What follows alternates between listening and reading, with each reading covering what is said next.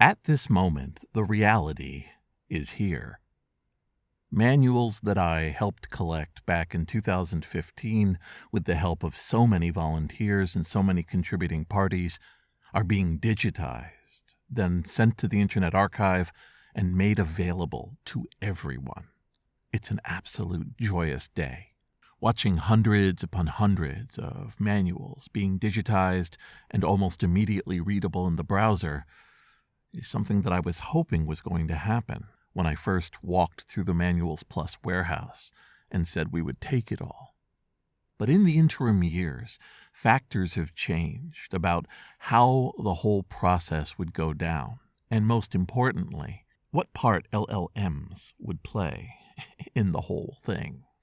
So, in the context of understanding how my life has been lived with and near computers, I thought I'd use some of that perspective to talk about the now, the bleeding edge, the moment at which a large language model is my unreliable, somewhat weird, but tireless assistant in describing manuals.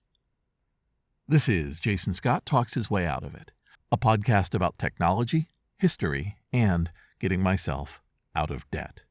Thanks to Daniel Boyd, Jeff Atwood, and the hundreds of other supporters on Patreon and elsewhere who have been supporting me and helping me get out of debt. I've been very lucky. I've been around at the dawn, or perhaps the breaking wide, of various technologies that changed how life was lived. And I'm mostly talking about computer advancements. There have been technological, medical, societal, all sorts of upheavals that have occurred over my life. But specifically, I'm talking about walking into the dining room of my father's home and him showing me a Commodore PET, or being at the house of my friend Chris Buford and him telling me that there was a way to hook up a computer to a phone line and get messages. Or the first time that I was sitting in IBM's research center and discovering that computers could talk to other computers and send not just basic text, but graphics and programming. And I could be using a machine in another place in a way that I was feeling like I was one of many viewpoints into a gargantuan universe of knowledge and power and information. As time went on, people would grow used to the idea of computers, of smartphones being a fundamental part of their daily existence. And advancements that were made under a whole range included voice recognition becoming almost ambiently capable, of programs being able to respond to full sentences, of computer search engines that would not just look for what documents were online, but be able to, in a most basic way, draw inference, be able to help me find what I was looking for with a level of skill and a sense of approach that I didn't think I'd ever see. Thematically, a lot of these advancements were things that I could visualize, that there were precedents for portrayals in fiction or stories or even dreams and conversations being turned into a reality. Like most bargains with the devil, the details could stick. You would get this level of computing power, but you would have a surveillance society. You would have this ability to use your phone everywhere, but it would have addictive properties and a weight on society that nobody seemingly was really prepared for. Such it is in the contemporary world I'm living in with large language models, a situation that is, in this moment, fraught with politics, ethics, societal upheaval, and, for people like me, a sense of wonder. I'm not bothered to tell you that when it comes to new toys, I love taking them out for a ride. Whether it was the Tascam Portastudio and its 4-track recording ability, whether it was something as simple as an iPad or a smartphone, whether it was having a Commodore Amiga that was loaned to me and discovering sound and graphics that I thought would never be within the confines of my home, I take a moment to appreciate what's before me. Within a short time, though, I start to play with it towards a goal. I come up with a project. I come up with an idea, and I put it through its paces. I do all of this in isolation of whether or not it will mean income for me, whether this will become how I speak to people, how I will make my presentations. It's mostly a case of me discovering that there's a new mechanism to interacting with life and knowledge. Such it was when I first got a word processor, which was Personal Editor in 1983. It wasn't important to me to learn typing skills or look at a job in which I'd be doing transcription. It was that wonder of manipulating text that I had, of wrapping words, of being able to write and go up and down different screens that really attracted me. Image and facial recognition, which started out at a certain level, has become better and better. There are ramifications to that. But the idea of taking the thousands and thousands of images that I've made myself, whether by scanning or photographing them, and being able to do complicated queries against them is heavily alluring. A long time ago, I started talking about something I called the blorb. The blorb being the mass of digital information that we are both making as individuals and as a society. And at some point, I started to discuss the glorp, which was what we would make of the blorb.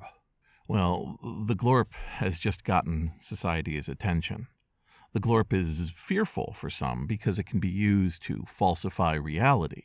But the glorp also provides a certain amount of people with a simulacrum of the sense of being creative, of being able to come up with ideas and see them played out. Like hiring a confused and somewhat strange but very talented artist or writer. What comes out the other end? Well, I wouldn't just ship it. But have we ever thought that was a good idea unless we were selling something to people? If you're trying to convince people that your technology needs a subscription or needs some sort of payment, you say some pretty out there things. That's never quite been my approach. When I've made creative works or when I've had people cover different costs of what I'm doing, I try to be direct about what's going to happen. I don't think hype has a lifespan. I think it barely holds together before the first transaction occurs. That's how I work. This is how I roll. I would never pretend that's a universal approach. I'm watching people take current technologies the same way they've taken all the technologies, going back to computers and phones being collaborators, to digital technology that interacts with creative works being presented as something it's not, or with potential for success and income far beyond what we think it's going to actually do. That's not been where I stand. Where I stand is this. There are toys, and I always call them toys, that do pretty good transcription of very, very hard to hear, obscure, and ever-shifting audio streams, whether attached to video or standing on their own. From there, it is currently possible to do very mystical queries. Queries like, are these people happy? Are they sad? Is there a good ending or a bad? What computers are being discussed? What percentages of these terms and these concepts are appearing across this hour of audio?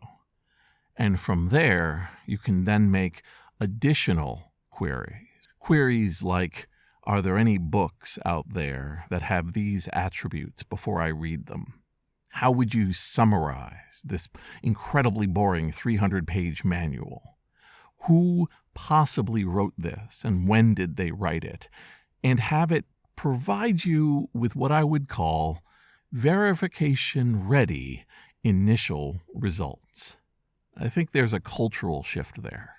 Too many decades with computers have made me skeptical of their output. Computers get things wrong. There are fail-safes that you can put in to make sure that a human makes the final decision. But after a while, even humans bore of being the final word. It's a fundamental part of nature that once we automate something, the human element eventually gets pushed out, evolved past, not always to the benefit of the final works. The questions I ask myself when I'm in this situation, and which I'm dealing with, is, was anybody going to do this? If I digitize 50,000 pages of manuals, was somebody truly going to sit down and write evocative, accurate, and summarized paragraphs about that particular manual's internals? Could a large language model running on a dedicated machine, analyzing page after page of manuals, provide an assistance and a feedback loop to indicate when it's working and when it's not?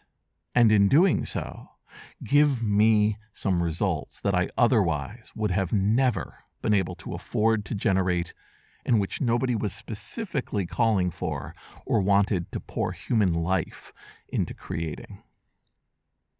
There are some truly inspiring indexes out there, made by teams of human beings and representing research that goes down to individual phone calls and photographic monitoring to be able to create what you're now reading.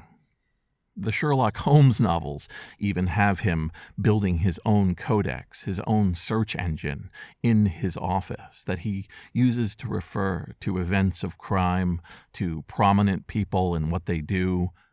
It's a actual who's who that he reads at various points to understand who's being talked about and what potential problems that person may be experiencing that would lead to either being the victim or the perpetrator of crime. This search engine concept has been around for a very, very long time. Powerful families in the Renaissance had search engines composed of scrolls and people who maintained them to keep track of records generation after generation. That urge has been around forever, but it was the province and it was the realm of the rich, of the most imbued with wealth and time and money to make real. Now it runs on a Raspberry Pi. In that context, I took these years of manuals that people have been storing with the Internet Archive, manuals that were preserved, manuals that were literally rescued from the dumpster, that were sorted into unique titles and given to the Internet Archive to hold. And I've produced descriptions with augmented help, personally verifying what comes out the other end, and being able to describe dozens or hundreds of them in a single day. I feel an echo of myself in my teens, reading different text files that people were uploading to the Works BBS and producing a short one-line description of what was inside, determining who possibly wrote it, when it was created, and a few special words coded with my own biases and knowledge of a teenager, and leaving this classification in some basic words. Now I'm using a tool that I could have only dreamed of 40 years ago, and the result is okay. It's always been okay. Talking with people over a modem is okay. Meeting folks based on arbitrary ideas of different types of computer, of different types of games or physical location is okay. I have always maintained this philosophy that doing things pretty well and not defining them as the final revision has been a pretty effective way to get the most out of what life is currently offering. And when you're looking at a simple power supply from 1957 made by a defunct company, and you've asked a machine to read it, to infer things from the diagrams, and then give you a reasonably put-together summary, well, that's pretty okay itself. This is Jason Scott Talks His Way Out of It, thanks to James Bekoyanu, Mark Pilgrim, Ernie Hershey, Michael Rubin, Dilip Reddy, Sean Kelly, Trixie the Cat, Martin, Symbiance, Benjamin Guts, and Anonymous, along with the hundreds of other supporters on Patreon and elsewhere who have been supporting me and helping me get out of debt. There's a fundamental marbling of apocalyptic emotion running through what people are calling artificial intelligence, large language models, and various generative technologies that are making the headlines as I record this.